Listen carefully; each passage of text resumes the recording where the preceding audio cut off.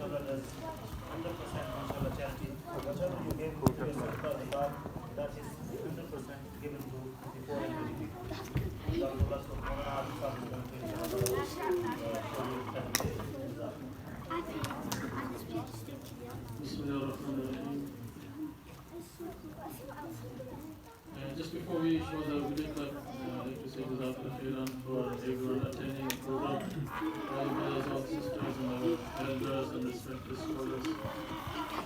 Jazakallah khairan for us. Like Mona said, Alhamdulillah, our charity Mobile Trust is working, Alhamdulillah. About 20 years ago it started, and since then we've been carrying out different projects in different countries, currently working in about 20 countries. We have different projects such as orphan sponsorship, widow support, building masjids, making water wells, hand pumps. And Alhamdulillah, many brothers from this community, many brothers from this institution have been donating on a regular basis. And it's through your efforts and your donations that is making a difference to our needy Muslim brothers and sisters in this world. Alhamdulillah, the work taking place over 20 years, and we have a unique policy of 100% donations, 100% donation policy we have. As far as I know, our charity is the one that initiated this policy, and many other charities are now following suit as well.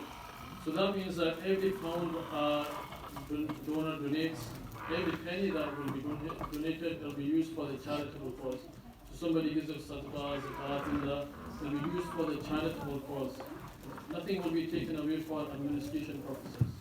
Now you might ask, how is it that we meet our expenses? The staff that get wages, we have different property, shops, offices, the rent needs to be paid. Well, we have two different accounts. One is for the charitable account, and one is for an admin account. The charitable account, like you mentioned, the Sadaqah Lillah gets into that account, and that is solely used for charitable causes. So somebody gives £100 for an orphan, it will be used solely for that purpose. Now the admin account, there's different ways that we can meet the expenses that are needed to be spent. So first of all, we have clothing banks throughout UK. As far as I know, there's about 150 clothing banks. In Scotland, there's about 25, 30. Then the income generated from those clothes, that through recycling, that helps us meet our costs. With that also, we have about 9-10 charity shops throughout UK. We have one shop in Glasgow, that's only one in Scotland. And the sales from that, through that, it also helps us meet our expenses. One very other important thing is the gift aid. The gift aid is such that our UK donor who donates £1, and we can gift aid that, then we can claim 25 pence from the government. So for example, if somebody who's a UK taxpayer and they donate £1,000, then we can claim £250 from the government. This is above the donation. It's not included in the £1,000, but it's over and above the £1,000, and that helps us also to meet our expenses. And there's generous donors who solely give donations for the purpose of admin, so that we also use as well. So this helps us maintain our 100% donation policy. On top of the charitable account that we donate, for the different projects, from this admin account as well, Alhamdulillah, we've been able to take a large amount from this and also use it for the charitable causes as well. So Alhamdulillah, just to show you now what difference your donations have made, inshallah, the presentation will take place. So everyone is requested to listen and watch it. And it's requested that the sisters don't.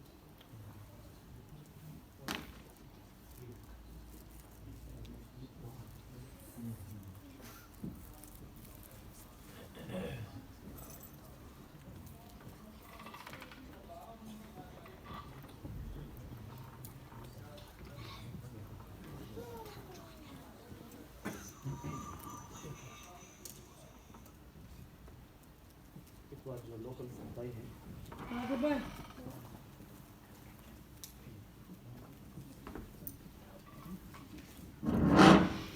Local भाई जो है एक बात आपसे अर्ज करूं कि हमें अपने जो यहाँ पर ज़्यादा जो सदक़ात वगैरह या ज़कात तो हम कलेक्ट नहीं करते, वो एक बहुत बड़ी जिम्मेदारी है। اور اسی طرح زیادہ تر سالوں کا فطرانہ اور صدقات رسیدیں نیچے لگی ہوئی ہیں، ہم انہیں کو دیتے ہیں کیونکہ یہ 100% چیریٹی ہے اور علماء اس کو چلا رہے ہیں جن کو مسائل کا بھی پتہ ہے۔ اس کے علاوہ ہم انڈیویجول جو علماء کرام پاکستان سے، انڈیا سے، بنگلہ دیش سے تشریف لاتے ہیں ہم ان کو بھی دیتے ہیں۔ تو نعیم صاحب کے پاس ہم کوشش کرتے ہیں کہ رسیدیں جو ہیں ان کی ساری اپنے پاس سنبھال کر رکھیں۔ نعیم صاحب کے پاس رسیدیں بھی ہیں، ہمارے سیف میں جو ہے پڑی ہوتی ہیں، اور کوشش ہم کرتے ہیں کہ ہر چیز کا جو ہے ریکارڈ رکھا جائے، کس کو دیے ہیں۔ اور یہ ایک اور بات یہ کہ یعنی یہاں کے علماء سے سرٹیفکیشن بھی ہو، اگر یہاں کے علماء ان کو سرٹیفائی کریں، بڑے بڑے حضرات جو ہیں جیسے حضرت مولانا سلیم دولات صاحب اور بلیک برن سے، اور اگر وہ اس طرح سرٹیفائی کر دیں تو ہم ان کا لیٹر دیکھ کر وہ سمجھتے ہیں کہ یہ بالکل ٹھیک ہے، اور ہم اپنی جو ڈونیشنز وغیرہ whatever you give in your صدقہ in your in these charity boxes, then we pay this to the ulama and different madaris occasionally, and if the ulama, great ulama, have certified them, they are satisfied, they have seen the madrasa, they know mashallah this Maulana and this organization is genuine, so we also help them. یہ بات بتانا زیادہ ضروری ہے کیونکہ ہمارے حاجی افسر صاحب جو ہیں وہ یہاں پر نہیں ہیں۔ جب وہ پاکستان چلے گئے تھے، ان کی والدہ سخت بیمار تھی، تو ان کے اوپر ایک شخص نے یہاں پر الزام لگا دیا تھا کہ وہ یہ صدقہ اور اس طرح کی چیزیں جو ہے وہ کھا جاتے ہیں۔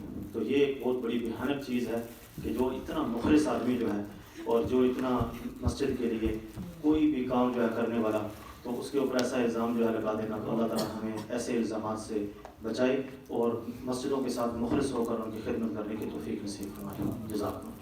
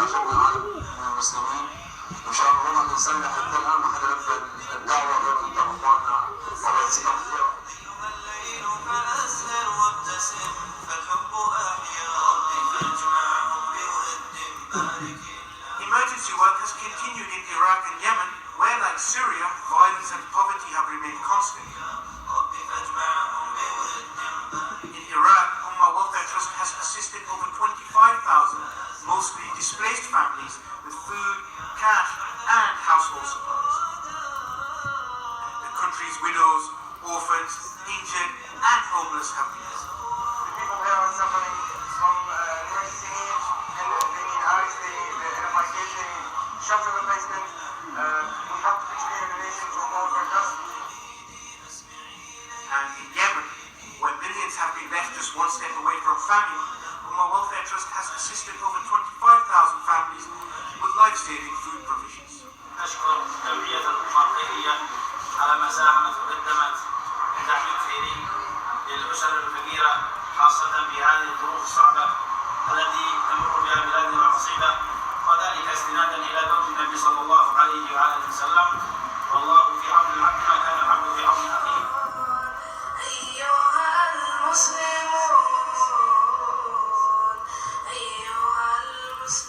A much less reported, though equally distressing situation remains in Gaza, where almost 2 million Palestinians are today enduring their 12-year siege. Here, Ummah Welfare Trust has delivered over £2 million of aid to bring normality to our brothers and sisters. Household supplies, cash grants, free medical treatment, food vouchers, and the provision of safe water have made a big difference in health. نحن نضغط مرتب وزارة بيت حنون. بنشكر جمعية الأمة اللي قامت بمشروع تحلية مياه الشرب لسكان هذه المنطقة، وبالذات وهي منطقة حدودية تتعرض دائما للقصف وما تصلحش دائما سيارات المياه مفلترة. وبنشكر الجمعية وجزيل شكر لهم وكل من شارك في هذا المشروع.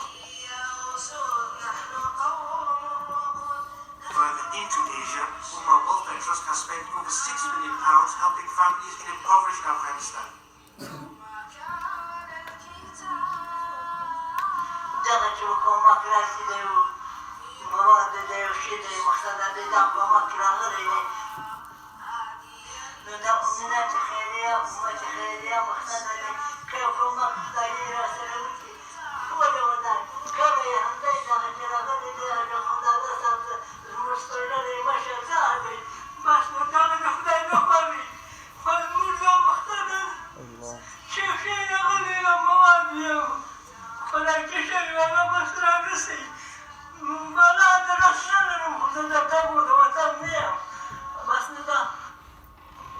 In response to one of the most difficult years here yet since 2001, Ummah Welfare Trust has delivered food and winter supplies to tens of thousands of families, provided cash grants to widows and orphans, and built several masjids.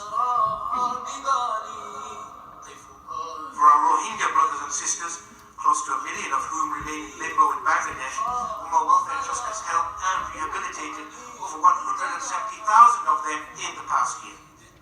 Fuel, food and clothing supplies have helped refugees in both Bangladesh and India. Over 500 new solar streetlights in Cox's Bazar have also helped women and children to navigate better at night. Away from the oppression, Ummah Welfare Trust has responded to other disasters in the Ummah. The charity has helped earthquake victims in Indonesia, flood victims in Sudan and India, victims of a large fire in the Philippines, and families in Ethiopia fleeing civil strife. Furthermore, the annual Winter Relief Program spanned 10 countries and helped over 50,000 needy families to keep warm and survive the winter.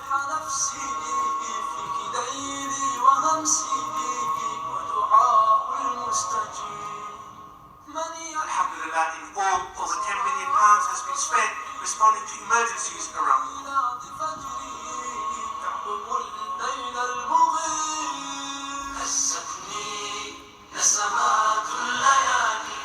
Alongside the emergency work, Ummah Welfare Trust's development programs continue to support countless every year.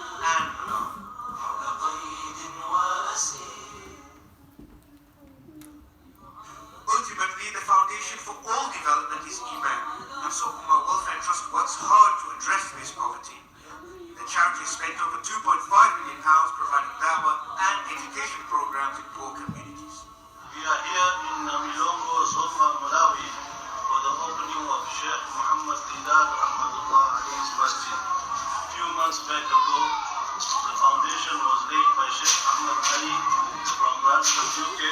Alhamdulillah, the project has been completed with the du'as and the support from the family, friends and students of Marhum Rahmatullah alayhi through Ummah Welfare Trust. Over 80 masjids have been built. Over 2,800 students of the Quran have been sponsored. And at least 1,600 teachers have been reimbursed. Notable da'wah work has taken place in Africa, where working in Gambia, Malawi, Sierra Leone and Mauritania, Ummah Welfare Trust has provided teachers with cash assistance, provided madrasas with food for their students, and built new masjids for rural communities. And related to da'wah, Ummah Welfare Trust's seasonal programs in the past year have fed hundreds of thousands of our brothers and sisters. Ramadan 2018 saw iftar packs given to almost 120,000 families. For the subsequent Qurbani program, over 12,000 animals were sacrificed and given to poor Muslims.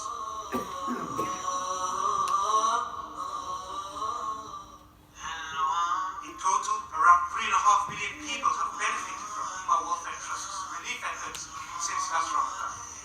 May Allah accept the donations that have made this possible. Ultimately, the needs across the Ummah, however, continue to remain huge. And the help our brothers and sisters require does also.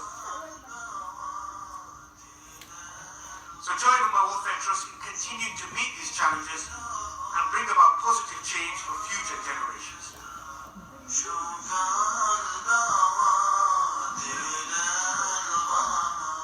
Sadly, before our eyes, the Ummah remains surrounded by calamities.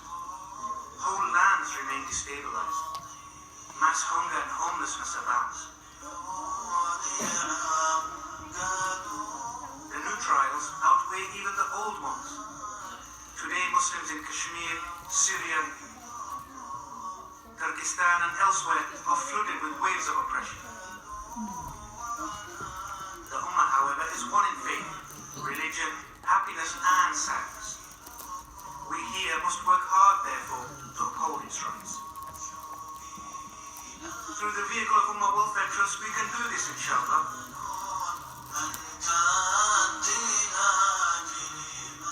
So support the charity in its relief efforts, which bring hope to the Ummah's widows and smiles to its orphans.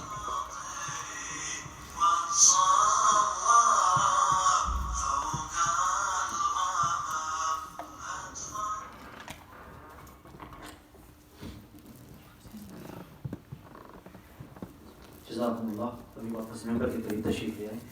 Please come closer to the member. Shukran for watching.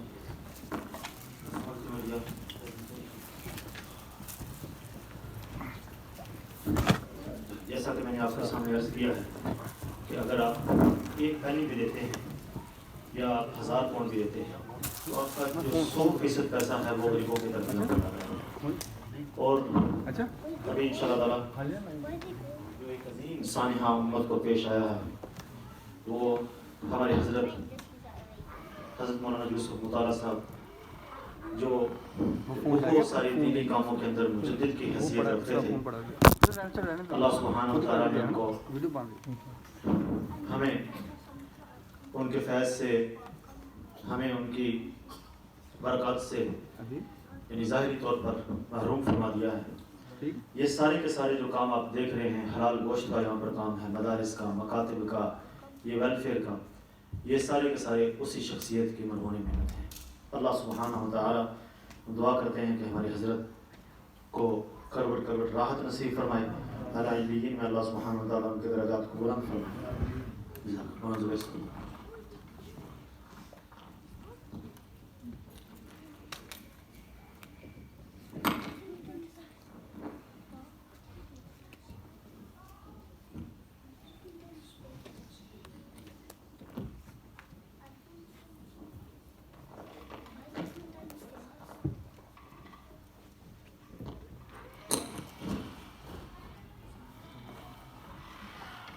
इंशाल्लाह अभी फिर दोबारा سید عزیز الرحمن شاہ صاحب کو دعوت دیتا ہوں کہ پھر وہ نعت شریف پیش فرمائیں.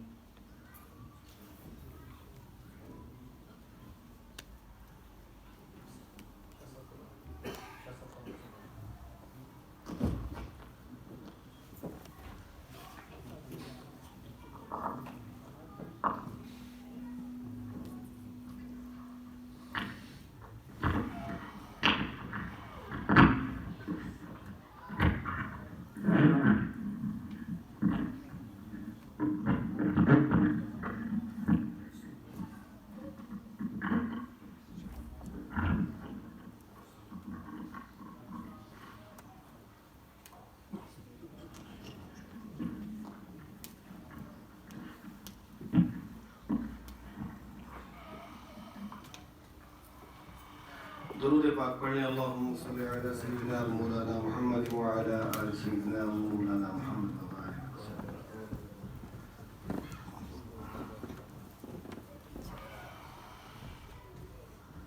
میں ایک دو شعر ایک نعت کے پڑھ رہا ہوں، پہلے ملاحظہ کیجئے. بڑا مشہور کلام ہے، اس نیت کے ساتھ کہ ہم اس نبی کے امتی ہیں، پیروکار ہیں، ماننے والے ہیں جس نے انسانیت کے ساتھ بڑی محبت کی، ہمدردی کی، اپنی امت کے ساتھ. اپنے تو اپنے تھے، پرائے بھی انہیں مانتے تھے. کہہ دیں الحمدللہ. میں چند اشعار پیش کر رہا ہوں، ملاحظہ کیجئے. سلام اس پر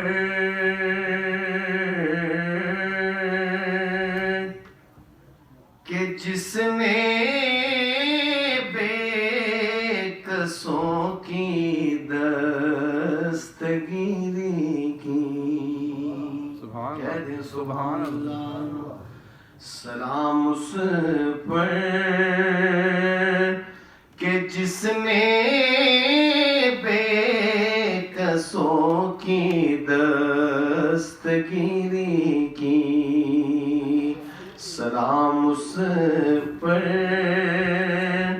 کہ جس نے بادشاہی میں فقیری کی. سلام اس پر کہ جس نے بادشاہی میں فقیری کی. سلام اس پر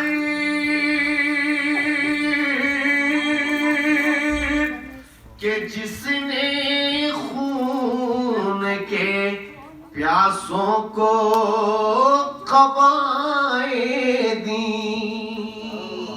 سلام اس پر کہ جس نے خون کے پیاسوں کو قبائیں دیں. سلام اس پر کہ جس نے گالیاں سن کر دعائیں دیں. سلام اس پر کہ جس نے گالیاں سن کر دعائیں دیں. سلام اس پر کہ جس نے بے کسوں کی دستگیری کی. سلام اس پر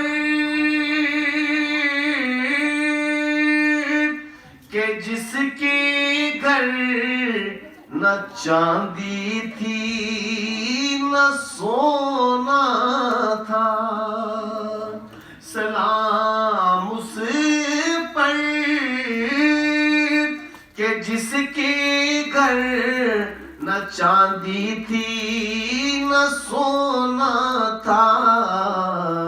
سلام اس پر کہ ٹوٹا بوریا جس کا بچھونا تھا. سلام اس پر کہ ٹوٹا بوریا جس کا بچھونا تھا سلام اس پر جو اوروں کی خاطر دکھ اٹھاتا تھا سلام اس پر. یہ خاص طور پہ یہ شعر یہ جو چیریٹی ماشاءاللہ جس کے زیر اہتمام یہ پروگرام ہے میں یوں سمجھ لیجیے اس لیے آپ کو سنا رہا ہوں کہ آپ کی بھی توجہات اس طرف جائیں کہ ہمارے آقا علیہ السلام کی تعلیمات کیا تھی ان کا کردار کیا تھا. ملاحظہ کیجئے سلام اس پر جو امت کے لیے دکھ اٹھاتا تھا سلام اس پر جو بھوکا رہے کر اوروں کو کھلاتا تھا سلام اس پر جو بھوکا رہے کر اوروں کو کھلاتا تھا سلام اس پر کہ جس نے بے کسوں کی دستگیری کی سلام اس پر کہ اسرار محبت جس نے سکھلائے. کہہ دے سبحان اللہ محبت سے کہہ دے سبحان اللہ. سلام اس پر کہ اسرار محبت جس نے سکھلائے سلام اس پر کہ جس نے زخم کھا کر پھول برسائے سلام اس پر کہ جس نے زخم کھا کر پھول برسائے سلام اس پر کہ جس نے بے کسوں کی دستگیری کی سلام اس پر کہ جس نے بادشاہی میں فقیری کی.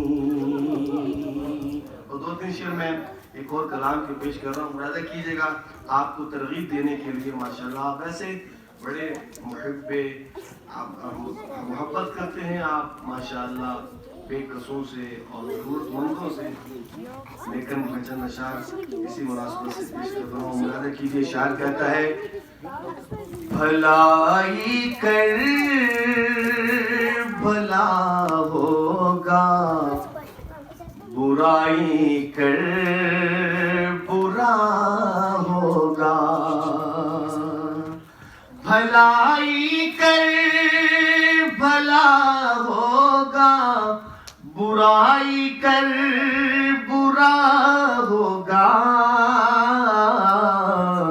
کوئی دیکھے نہ دیکھے پر خدا تو دیکھتا ہوگا کوئی دیکھے نہ دیکھے پر خدا تو دیکھتا ہوگا بھلائی کر بھلا ہوگا برائی کر برا ہوگا نہ عزت کام آئے گی نہ شہرت کام آئے گی نہ دولت کام آئے گی نہ طاقت کام آئے گی ارے نادان سوچا ہے تیرا انجام کیا ہوگا بھلائی کر بھلا ہوگا برائی کر برا ہوگا کوئی دیکھے نہ دیکھے پر خدا تو دیکھتا ہوگا یہاں سے زندگانی تیری خالی ہاتھ جائے گی فقط کرنی تیری دنیا سے تیرے ساتھ جائے گی فقط کرنی تیری دنیا سے تیرے ساتھ جائے گی وہاں کے واسطے بھی کچھ نہ کچھ تو سوچنا ہوگا بھلائی کر بھلا ہوگا برائی کر برا ہوگا اور حاصل کلام ہے مسلط گلشن ہستی پہ ویرانی نہیں ہوگی مسلط گلشن ہستی پہ ویرانی نہیں ہوگی خدا کے نیک بندوں کو پریشانی نہیں ہوگی خدا کے نیک بندوں کو پریشانی نہیں ہوگی کہ ان کے واسطے جنت کا دروازہ کھلا ہوگا کہ ان کے واسطے جنت کا دروازہ کھلا ہوگا بھلائی کر بھلا ہوگا برائی کر برا ہوگا کوئی دیکھے نہ دیکھے پر خدا تو دیکھتا ہوگا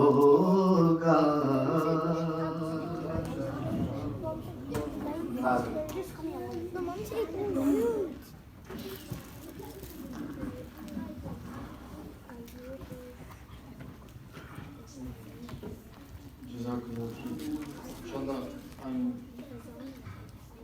we will call Azizur Rahman Shah Sahib later on at the end of the program. A request only for Maulana Abdul Ghafoor Sahib to come. Inshallah, as mentioned before, Maulana Abdul Rahman Sahib is mentioning about shortly about the sacrifices and the efforts of Hazrat Maulana Yusuf Mutala Sahib. Inshallah, this is Maulana Abdul Ghafoor Sahib to start, and Maulana Abdul Ghafoor Sahib inshallah just mention a few points and give a short talk about Hazrat inshallah. Jazakallah.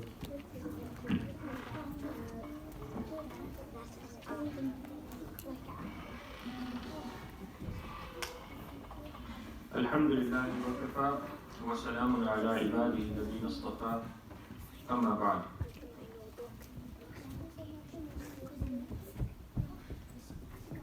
It was one of those moments when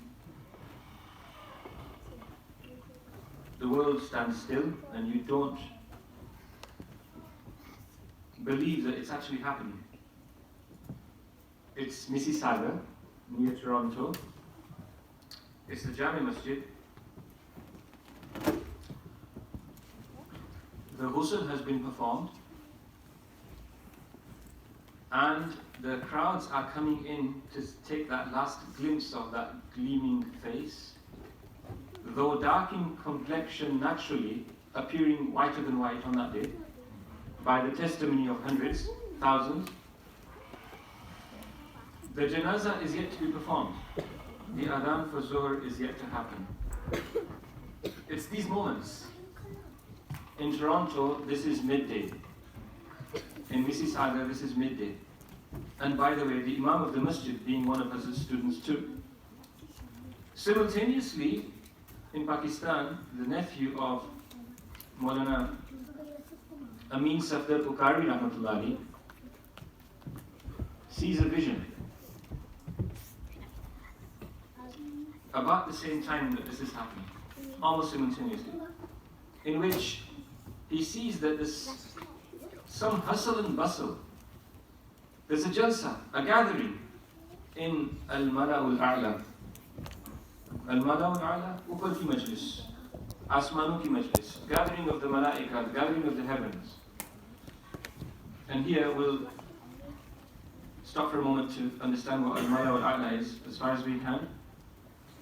You see, there's the dunya ki hukumat, there's the ruling classes of the dunya, the bureaucracy of the dunya, of the nations of this world, in countries and continents. Globally, leaders get together, civil servants get together, nations get together and make decisions and agree policies and make plans. This also happens in the heavens. Allah's system, which we don't see. This is Al-Mala'ul A'la. Decisions and announcements are happening, and there's always hustle and bustle. People are coming and going, up and down. And in the heavens, announcements are happening. Jibreel alayhi salatu wasalam is announcing Allah Ta'ala's decrees. The malaika are making decisions and are carrying out those decisions. So he sees that in Al-Mala'ul A'la there's a gathering, and Rasulullah sallallahu alayhi wa sallam is present. And Hazrat Mawlana Yusuf Mutala has been presented with a crown. A crown is placed on his head. And this crown represents his status as Shaykhul Muhaddithin, Zubdatul Arifin, Imamul Mukhlisin. 3 accolades, 3 points of recognition, 3 titles.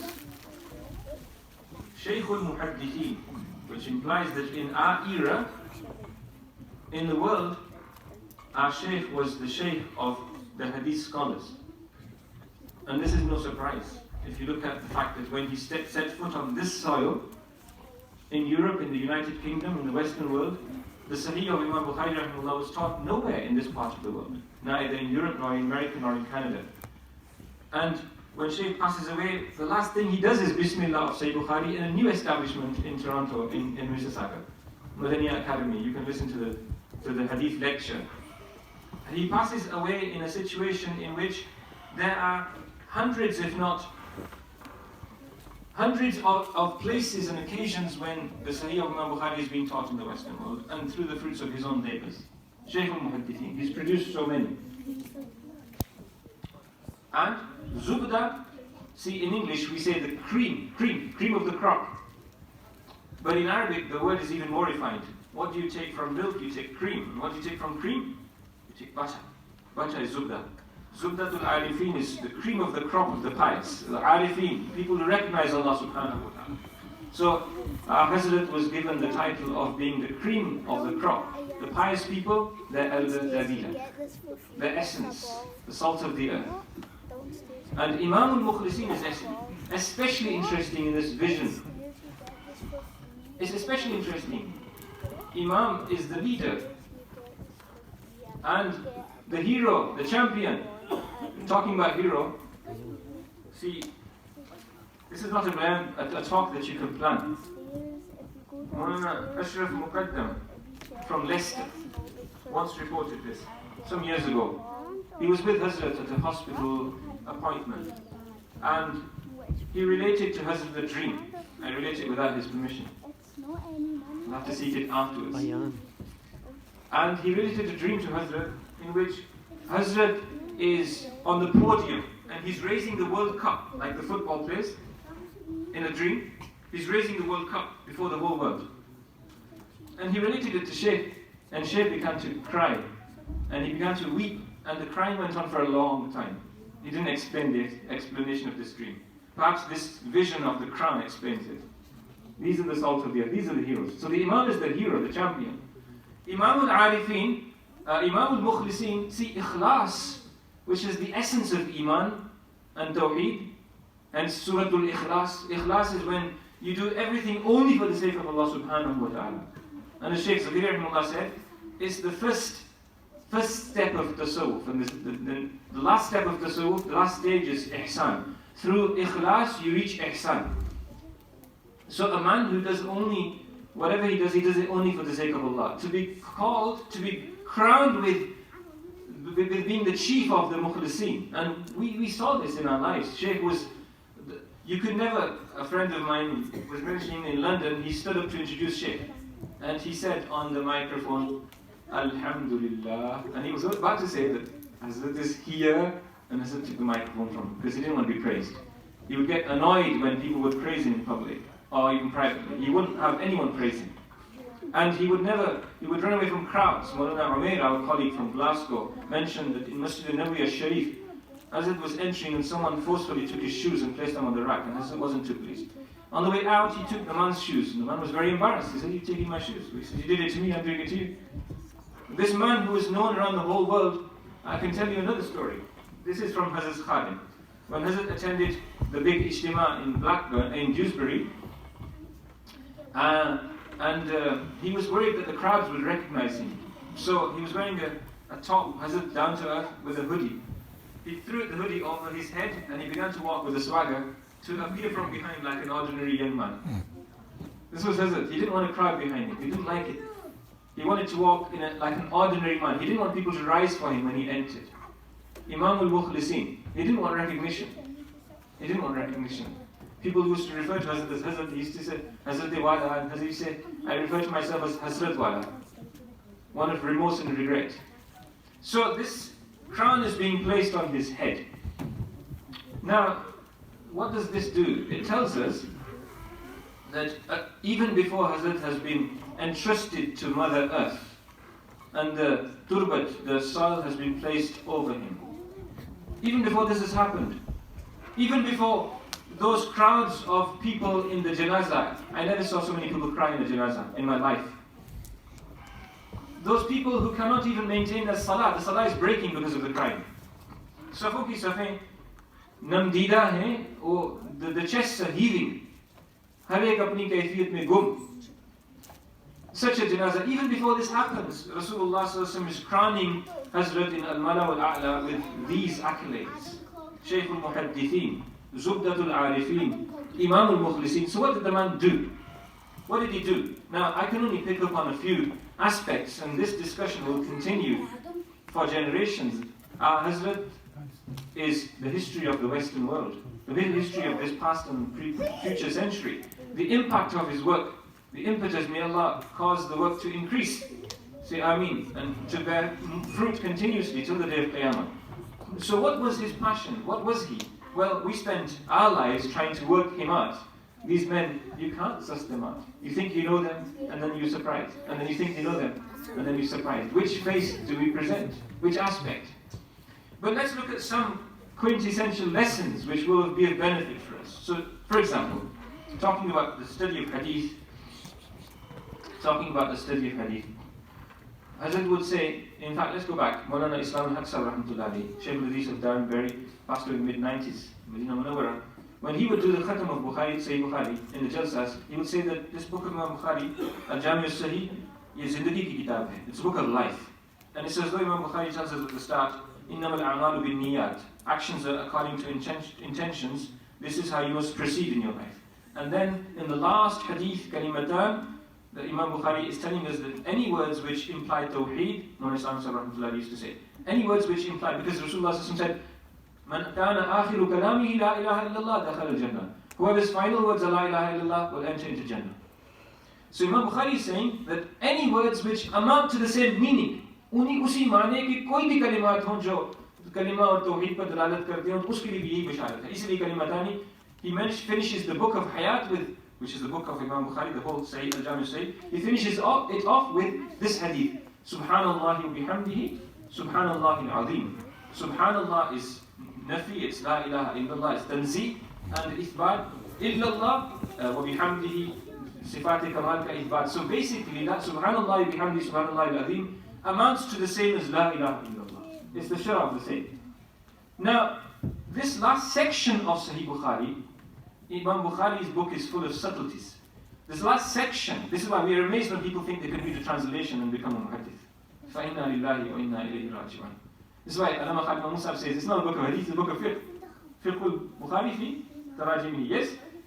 So basically, the last section, when he would do Khatam of Bukhari Sharif, when he would teach the last hadith, he would often say that it's interesting that Imam Bukhari could have finished on some sweet note, finishing off this huge book which took years to write, and the way Imam Bukhari wrote it with istikhara and ghusl and istishara from the Prophet ﷺ in Riyadh al-Jannah.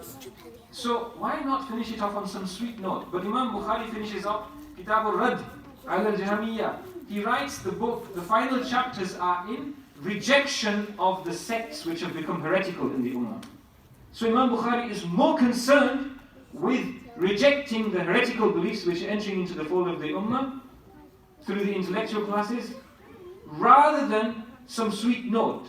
And this is why Imam Bukhari's own passion led to him experiencing a lot of difficulty in his final years as well. Another story.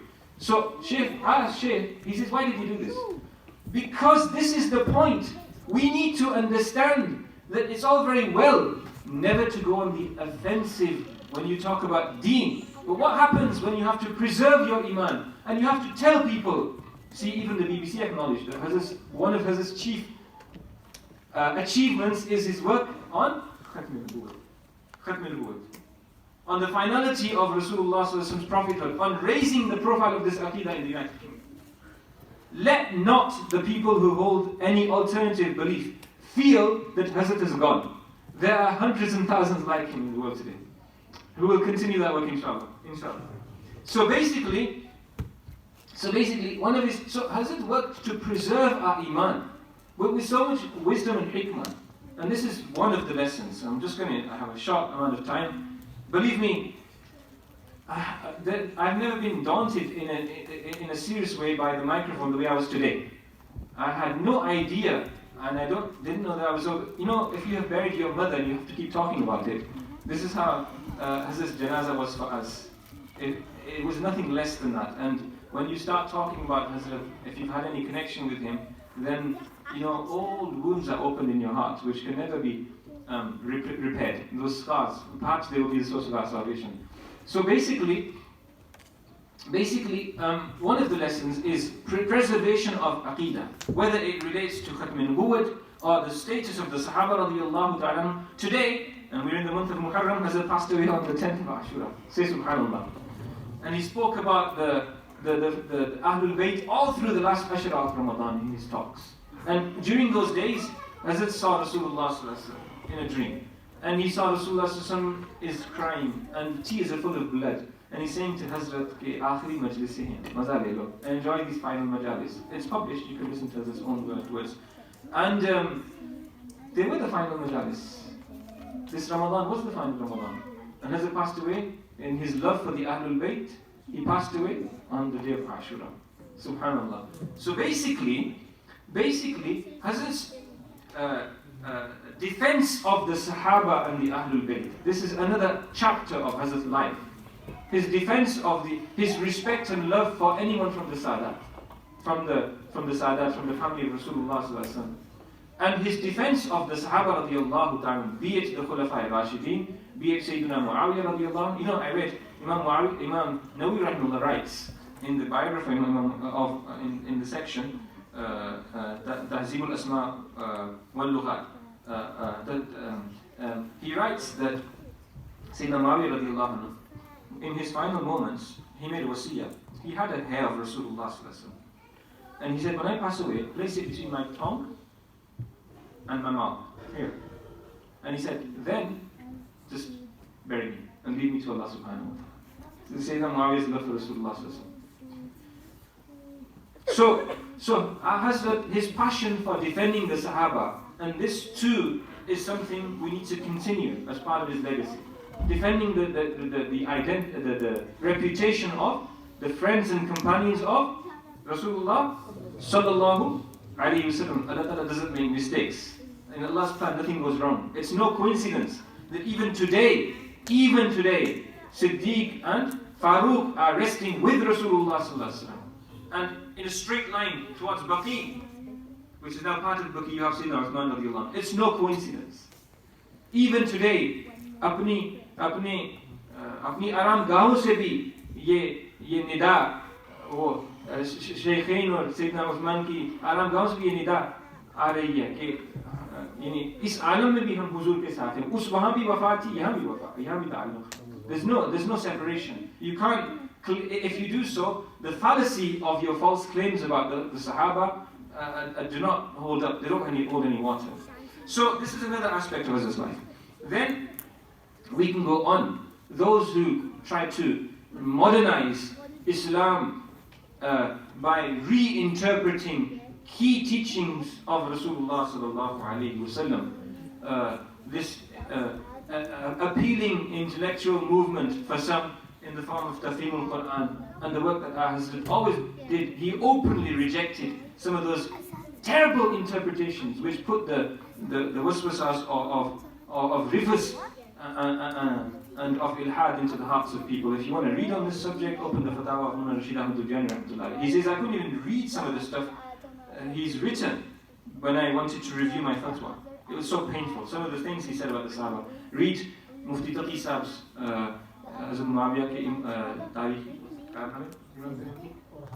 Imam Hazrat Muawiyah, Amir Muawiyah or Tarikhi Haqaiq. If you want to read about it's an answer to Mulukiyat, Khilafat and Mulukiyat. So basically, he would defend Islam unashamedly on every forum. Hazrat would. And then we can go on. In more recent times, the attack on Imam Abu Hanifa rahimahullah, and on the 4 Imams. And see, these are the things, it's very nice to talk about the things which nobody's going to disagree with. But to take a stance and to join the Ummah on important issues, this is the achievement of Hazrat. Then more recently, his efforts to join the Tablighi Jamaat, attending both ijtimas, when Dr. Sadiq Saab from Glasgow learned that Hazrat was ill, he was very heartbroken, and he sent a message to us in Canada. And he said that when the Blackburn Ijtima happened, Hazrat invited all the Khawas to his house and invited us to his house, and he cut fruit and mangoes with his own hand and fed us all. Now why did Hazrat do this? Why did Hazrat raise his head above the parapet? इसलिए Hazrat चाहते हैं कि मुखलिसीन आपस में मिल जाएं, जमात एक हो जाए, and that's what we all want. Say Ameen. May Allah Ta'ala protect the work of our elders. So this is one khas aspect of our Hazrat's life, which we must honor. And a few other points, and I shall conclude. See, another aspect, when every mu'min has love of Rasulullah in his heart. So iman ka juz hai, muhabbat nahi iman nahi hai. It's a simple point. It's a simple point. We can talk about iman aqli and iman, the natural tabi'i iman of the heart, but the reality is that iman of Rasulullah is visceral for a mu'min. It's through the veins. You can't separate it. La yu'minu ahadukum hatta akuna ahabba ilayhi. So basically, every mu'min has love of Rasulullah. Every ordinary Muslim, every alim. But the love that our Hazrat had, genuinely speaking, objectively speaking, it was of another level, a completely different level. And it would be something which would be very manifest. Very, very. And see, how many of us worry about how we're going to show our face to Rasulullah on the day of Qiyamah? Let me tell you a story. Madinah Munawwarah, Hazrat Khalid relates this. He was with Hazrat. Madinah Munawwarah. Hazrat's in a lift in a hotel in Madinah Munawwarah. And the lift is pretty full. And as the lift rises, it stops on one of the levels and the door is open. And Hazrat says, back, make space. And some people enter. And then you would think that the story is over. Hazrat descends from the lift eventually and they walk towards the haram, and Hazrat starts crying. He says, "Hum Rasulullah ko kya muh dikhayenge ki mere ek ummati ko lift mein nahi chadne diya?" And who are we to deny someone? We have no more right over the space in the lift than this next person. Who thinks like that? Aisa kaun soch sakta hai? Kiski soch itni unchi? Who has this kind of attitude in life? You know, another occasion in Madinah Munawwarah, Hazrat Khalid relating this again. He says, a stranger, an elderly man, he was in a wheelchair, was coughing. And Hazrat had purchased some medicine for approximately 127 riyals. For cough. And he said to his Khadim, you got it with you? He says, yeah. He said, give it to me. He gave the medicine just like that. That was his sadaqah. It 127 riyal की दवा 70-80 pound की दवा तो एक अजनबी को दे दी उसको खांसी आ रही थी ऐसा कौन करता है So these are the qualities. So this is another quality. Ishq of Rasulullah sallallahu alaihi wasallam, and then the two are connected in these anecdotes. Arhamu ummati bi ummati Abu Bakr. Yeah, ayat of sunteen rahmatullah. Rasulullah sallallahu alaihi wasallam. Rasulullah is rahmah for the whole universe. Now the person closest to Rasulullah is Abu Bakr. Arhamu ummati bi ummati Abu Bakr. Arham, the most merciful for my ummah, from my ummah is Abu Bakr. Because Abu Bakr is close to Rasulullah, this Rahmatul lil Alamini, yes, sifat, this is most dominant in Abu Bakr Siddiq in his era. In our era, I say openly, we saw it most dominant in our Hazrat. And Hazrat Sheikh said, Yusuf to mujhse aage nikal gaya ummat ke gham mein. We saw his tears fall when the Bosnia happened, when the affairs, when Kosovo happened, when Bosnia, through, this is my early teens, we saw, for the last 30 years, we've seen Hazrat's eyes swell up through excessive crying on the occasion. On all of those occasions you saw on the slides from by Nazir, from Ummah Welfare. All of those occasions. So this grief of the Ummah, you shared your grief with Hazrat and it was his own grief. The compassion that he showed you was like no compassion that anybody could show you. And it wasn't just for people. It wasn't just for people he knew of, for strangers, it was for animals, it was for everybody. One time, Hazrat was walking down towards the gate in Darulbari with Mufti Taqi Sahib, and a cat had become mixed up in some thread, some string or a carry bag or something, and he was struggling. Hazrat immediately said something, he said, just release this cat. So we see there's thousands of, anyone who spent a few moments with Hazrat, memorable moments they become. Memorable moments. The lessons, and yet Hazrat he wasn't like us all, we're always ready to give other people advice. You know the old English saying, what does everybody want to give but nobody wants to take? It's advice. Hazrat wouldn't give advice readily, even to the one close ones. You know, one of Hazrat's Khadim said to me, he says, one time Hazrat told me, give me a piece of advice, and he said, I'm sure that Hazrat must have thought 100 times before he spoke, and then he watered it down so much before he said it. He wouldn't say a harsh word. So, we can go on and on. I've mentioned Hazrat's ishq for Rasulullah sallallahu alaihi wasallam. I've mentioned Hazrat's true modesty and humbleness. He didn't like fame. I mentioned Hazrat's compassion for the ummah. And I'll just mention one last thing. And that is how Hazrat was an inspiration. Hazrat was a very, very positive person. A very positive person. And you would go to Hazrat with a mountain of grief and concern relating to anything. Your personal life, the work that you're doing, anything. And one mulaqat, one musafaha, one sentence exchanged, and you would come back feeling recharged, energized. And he'd say such a positive thing, that your grief would go away. You'd completely, you feel, his words would be, and it wasn't just because of the way he spoke. There was something about his spiritual power, which we can talk about on some occasion, things that don't get spoken about in English. Ruhani Tawajjuh, about which Mawlana Shabir Ahmad Usmani has written an entire book, how you can focus the light of the sun through a magnifying glass onto a spot, and it catches light. Well, the nur of Allah which descends on the hearts of the mu'mineen, and the nur of Rasulullah with which our hearts are connected, and the nur of ilm and of good a'mal which are in the hearts of the arifin, they focus them onto those who are sitting with them. So when we go into their company, our hearts benefit, like mirrors. So there's a cleansing effect and there's a recharging effect. So you would walk away feeling like you could take the whole world on. So this was another aspect, a very positive attitude. So let me just finish with this. There's so much going to be published in terms of audio and in written material. Read about Hazrat's life, learn the lessons from his life. Allah grant us tawfiq. Yeah?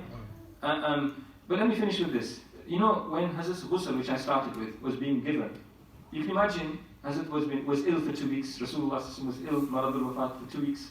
Rasulullah during his illness was given medicine unwillingly. He didn't desire it, but it was given to him. You can read this in the seerah. Same thing happened with Hazrat.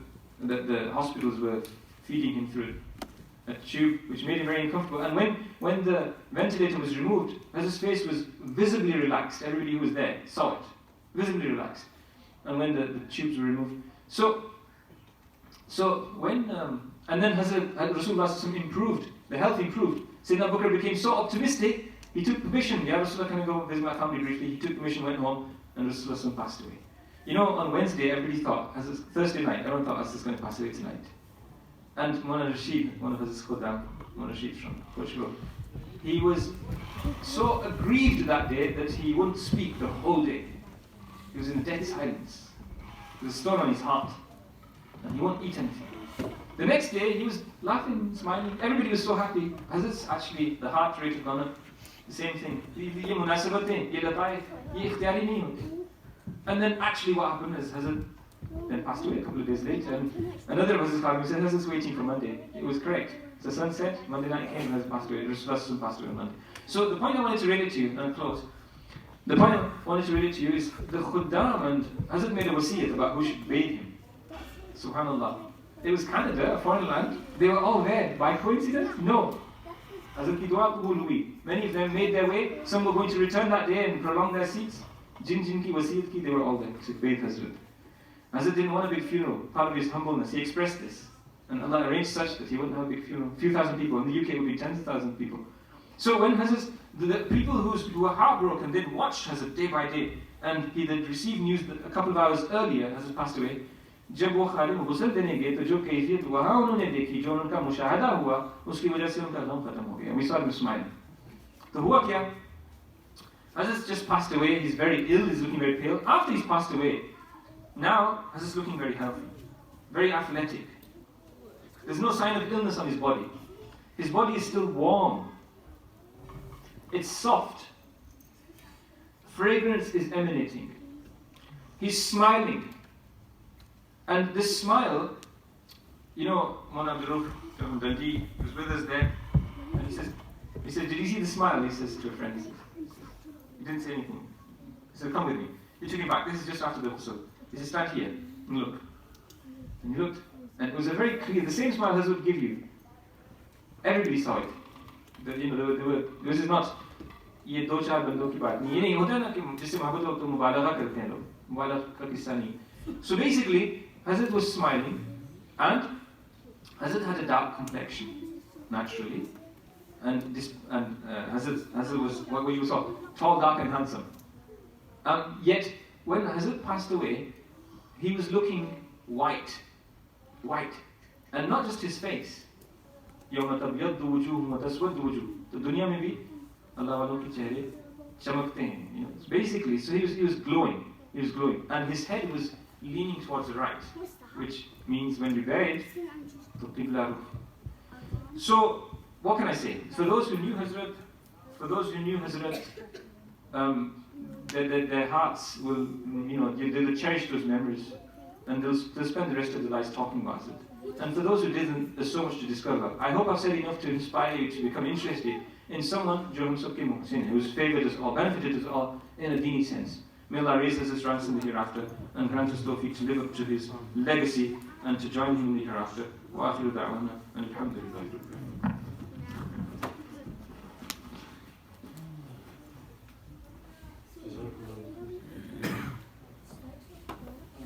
Inshallah, I'll call Sheikh Taha to come up, inshallah, and say a few words.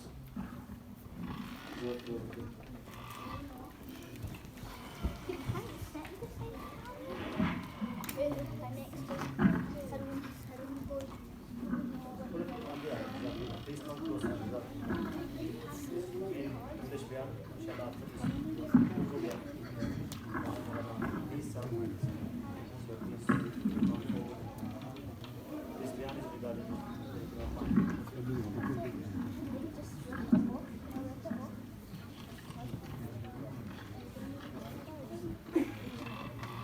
بسم الله الرحمن الرحيم. الحمد لله رب العالمين والصلاة والسلام على أشرف الأنبياء والمرسلين سيدنا محمد صلى الله عليه وسلم وعلى آله وأصحابه أجمعين. Our respected ulama, respected brothers and respected sisters, Assalamu alaikum wa rahmatullahi wa barakatuh.